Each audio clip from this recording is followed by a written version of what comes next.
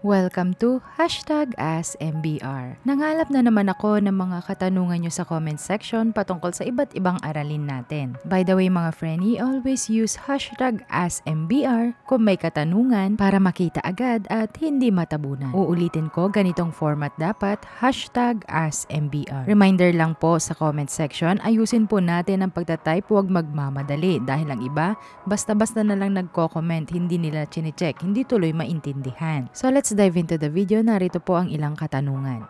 Siya si Rian, pwede mong kaibigan. Laging masaya at malawak ang isipan. Kaya maiibigan mo ang nilalaman ng kanyang mga adiyang may Number 1, paano pagparehas kayo ng asawa mo ng birth sign o zodiac sign? In general, okay lang naman ang couples kapag same ng zodiac sign. Walang issue doon. But not because parehas kayo doesn't mean na parehas kayong good or parehas kayong bad. Hindi pwede ang ganon dahil may tinatawag tayong yin-yang o balanse na enerhiya o karakter. Meron at meron din kayong mga differences. Number 2, yung anointing oil po ba ng Moment by Rian ay pwede dalhin kahit saan like lamay, ospital, etc., sementeryo? Ito ha mga friendly, ang aking anointing oil, blessed oil ay ritualado po yan hanggang sa pinakamataas para magsisilbing proteksyon at pampaswerte nyo. Paano nyo magiging lucky charm ang aking anointing oil kung hindi nyo dinadala sa kahit saan kayo magpunta, diba? Si mga friendly, ang aking anointing oil pwede yang dalhin kahit saan. Kung madala mo sa CR, walang problema. Kung madala mo sa sementeryo, walang problema. Kasi nga ginawa ko yan para pang protection mo. In short, sa sagot sa tanong mo, yes, Frenny. Pwedeng pwede at walang bawal na lugar. By the way mga Frenny, sa iba po na wala pang anointing oil, available pa po tayo. Mag-message lang kayo sa Facebook or Instagram ko. Number 3, pwede po ba gumamit ng second-hand na wallet sa 2025? Kung ako ang tatanungin, no ang sagot ko dyan. But if alam mo ang mga cleansing ritual method para sa mga second-hand na gamit, especially wallet, pwede naman. Number 4, paano po pag negosyo ay tracking? Ano po ang pampaswerte o pangontra iwas lugi o mga evil eye? Para sagutin yan, marami na akong nai-upload na aralin patungkol dyan. Pero kung need mo talaga, pwede ka mag-message sa akin at i-guide kita kung paano. But for the meantime, kailangan mo ng specific pangontra protection sa negosyo mo.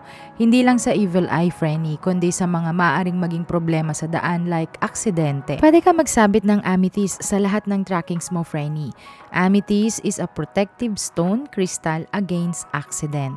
Number 5, pwede po ba pangontra ang mga wind chimes lalo na sa magkatapat na bahay or pintuan? Opo naman, Frenny. Hindi na debatable yan. Oo agad ang sagot ko dyan. I highly suggest yung wind chimes nyo dapat ay may nakasabit din na horseshoe or evil eye. Mas okay yan. Kung wala, samahan nyo lang ng red string for protection. Number 6, pwede po ba haplusan ng anointing oil ng Moment by Rian ang mga charms or bracelet ko? Yes po. Pwedeng pwede. Gaya ng sinabi ko kanina, ang aking anointing oil ay for protection at pampaswerte. Actually mga friendly, marami pong nagme-message sa mga nakabili na kumukulo ang aking anointing oil once na may kaharap silang bad person or may inkanto or bad spirit na malapit sa kanila, which is good para malaman mo na need mo nang mag-ingat sa lugar na yon. Pag sa bracelet naman na charms or bracelet talaga, kahit konti lang ang ihaplos nyo, then pausukan nyo po ng insenso bago nyo isuot and you're good to go. Number 7, dapat po ba talaga 108 pesos? Paano kung nasa ibang bansa? Ang tinutukoy niya dito ay ang pampaswerte tip ko sa wallet na 108 pesos. Sa red envelope yun mga friend niya, yung ampaw. Okay, kapag wala doon sa Pilipinas at nasa ibang bansa ka din, okay lang kahit anong currency na nasa iyo ngayon. Basta magfo-fall lang siya sa 108 pesos or 108 ang amount. Number 8, di ba po 2025 is year of the snake? So ibig sabihin po ba nun na ahas ang mga tao? O may possibility po ba na ahasin ka? Haha, Frenny ha. May pinanghuhugutan ka ata.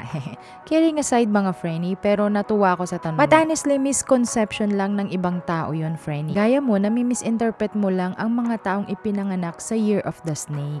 Madami sa kanilang mababait. Same with other animal signs. Panoodin mo yung episode 1 ng ating aralin sa 2025 Year of the Snake para mas makilala mo ng maayos ang mga Frenny natin na ipinanganak sa Year of the Snake. Sana ay nasagot ang ilang katanungan. Salamat sa panonood. Don't forget to subscribe, share, comment. Mag-follow na din po kayo sa aking Facebook page, Instagram, TikTok, lahat na para everybody happy. So, salamat sa pakikinig. Salamat sa inyong oras. Ingat! Kaya subscribe na para sa knowledge na sadyang blessing tapos may pa-giveaway pa. Pakiclick na lang ng bell para agad din malalaman mo kung paano kaganda ang iyong kapalaran.